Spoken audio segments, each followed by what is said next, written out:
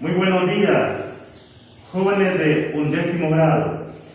Estoy aquí frente a ustedes en esta oportunidad para llevarles el video explicativo de la clase de Historia Contemporánea que se intitula La Revolución Francesa, ¿verdad?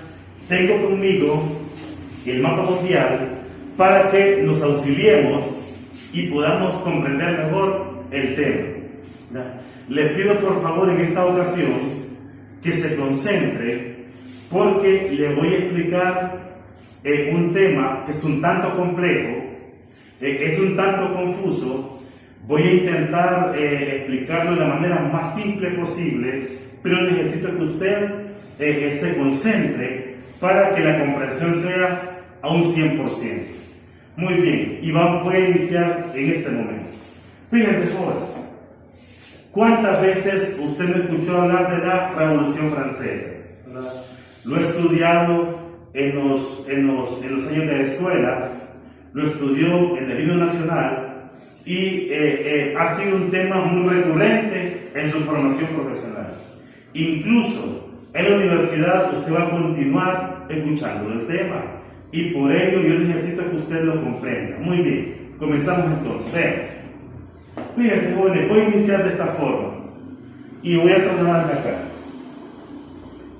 Como ustedes ya saben, esto es Europa, la Europa actual, Sin embargo, jóvenes, la división entre países no era así en el siglo XVIII. Había mucha unificación de territorios y lo que imperaba en Europa eran los reinados, o como nosotros conocemos, los reyes. Vean, ¿qué es un gobierno absolutista? Vean, ¿qué es un gobierno absolutista? Jóvenes, recuerden que gobierno es la forma como se dirige un país. Los países europeos tenían gobiernos absolutistas. ¿Qué es un gobierno absolutista? Vean, está regido por una sola persona, la cual ordena absolutamente todo y controla absolutamente todo, desde la parte económica, social, cultural, educativa, sanitaria de un país.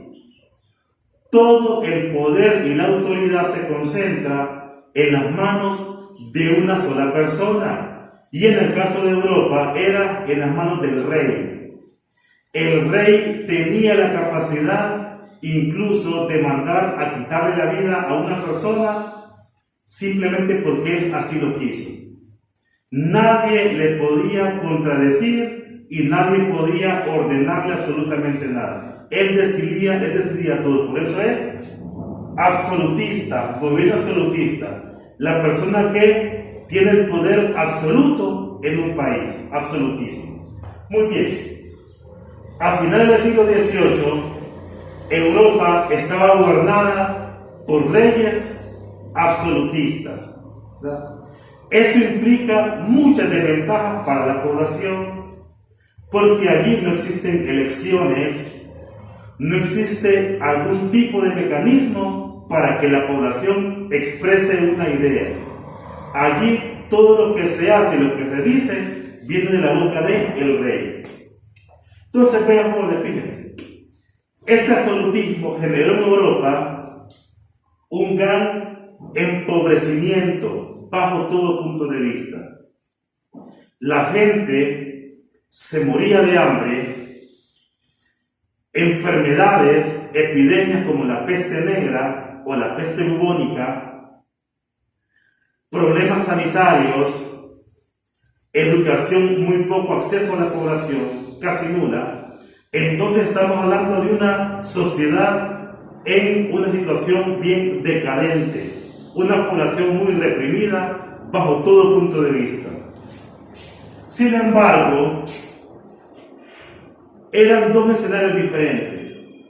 El palacio o el castillo donde estaban los reyes o el rey, estaba lleno de mucha abundancia, muchísima comida, mucho lujo, mucho despilfarro de dinero, pero fuera del palacio la población se moría de hambre. Ese era el contraste de un gobierno absolutista.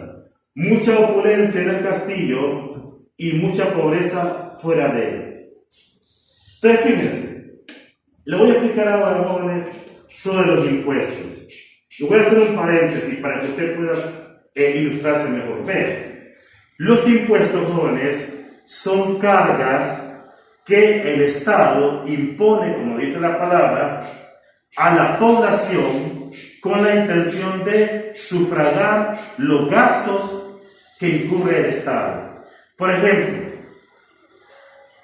cuando la población paga impuestos, esto lo recolecta el Estado y con este dinero comienza a pagar empleados públicos, construir obras sociales, ¿verdad? Pago de gastos corrientes y para eso son los impuestos. Pero ¿qué es lo que pasaba en la Europa absolutista? Todo el dinero que caía de parte del pueblo en forma de impuesto era mal gastado y no había ningún tipo de beneficio para la población. De hecho, jóvenes, en Francia, la gente importante que se llamaba la nobleza no pagaba impuestos. Solo pagaba impuestos la escala intermedia y la clase baja, que era la gente más pobre. Entonces la gente comenzó, jóvenes, a diferenciar por qué ellos viven así y por qué nosotros vivimos tan mal, ¿verdad? Impuestos totalmente excesivos de manera injusta. Muy bien. Despilfarro económico de los reyes. Y le voy a comentar algo. Vean, jóvenes, usted seguramente ha escuchado hablar del famoso Luis XVI, el personaje que aparece en nuestro himno nacional.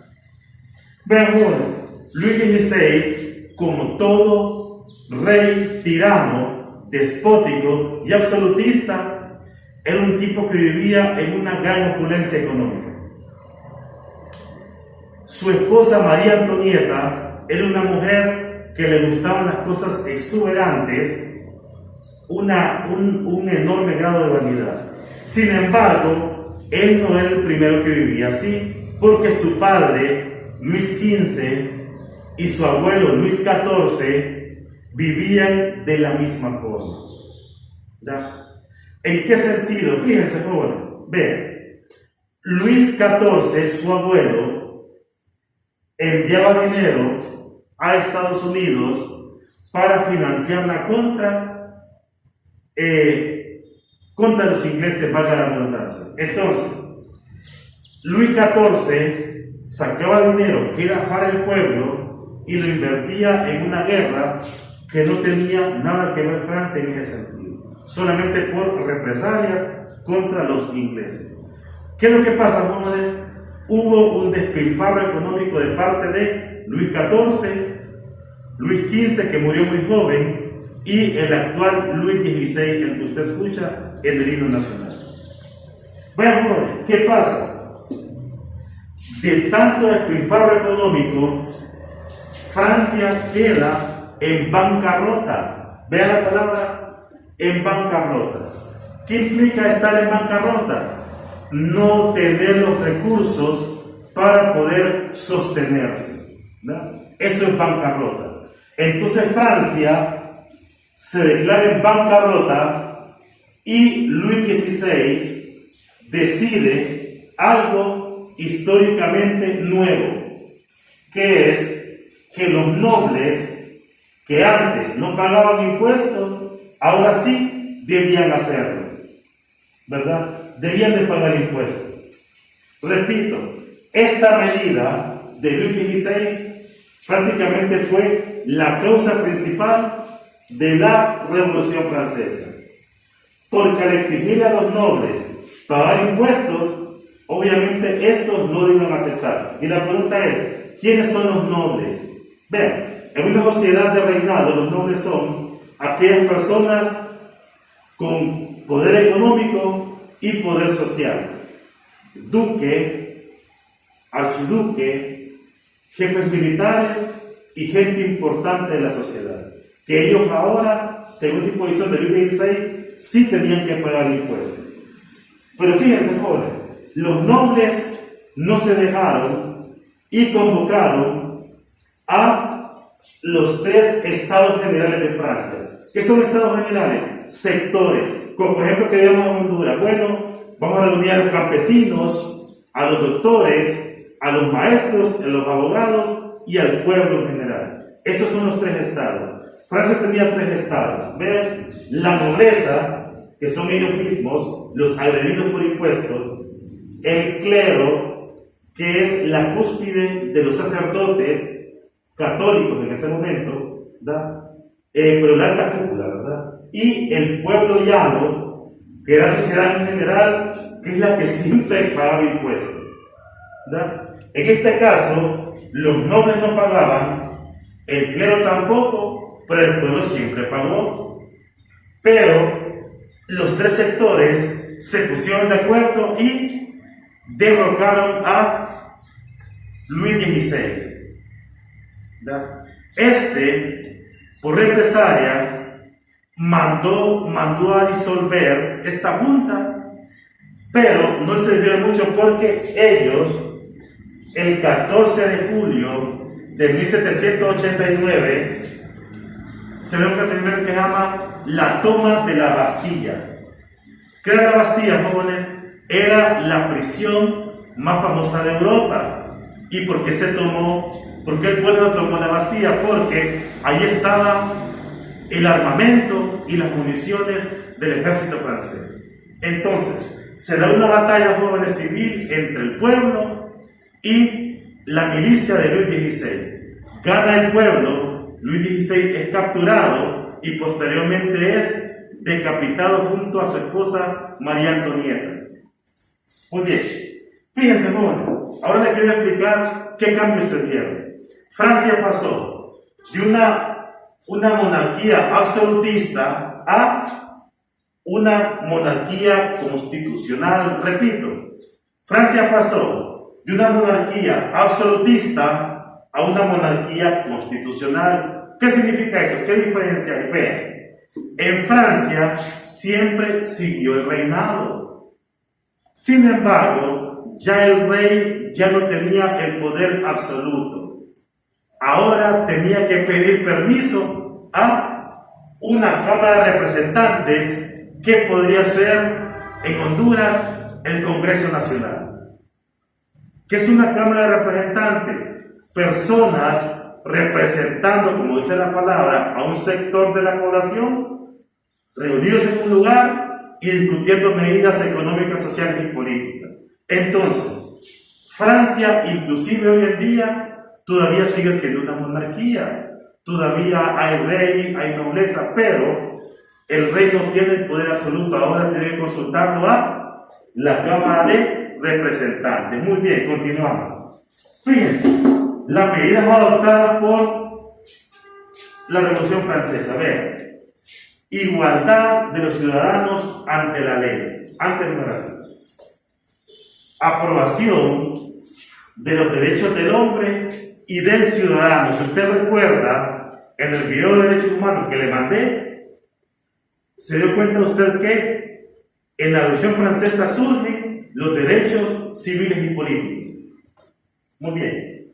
Constitución civil del clero. Ya surge una normativa que le indica el procedimiento a el clero o a los sacerdotes o a la iglesia. Soberanía nacional y, lo más importante, los 3 poderes del Estado. Esa es la Revolución Francesa, jóvenes, donde surge la idea del poder ejecutivo, poder legislativo y poder judicial. Esa es la Revolución Francesa. Y sobre todo, jóvenes, algo muy importante, el derecho a un voto.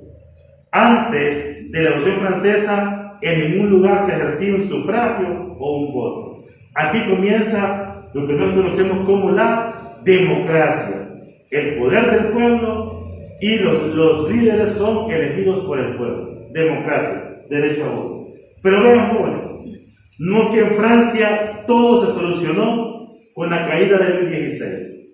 Comenzó un nuevo proceso muy conflictivo en Francia, que se denominó la Guerra Civil Francesa. Vean,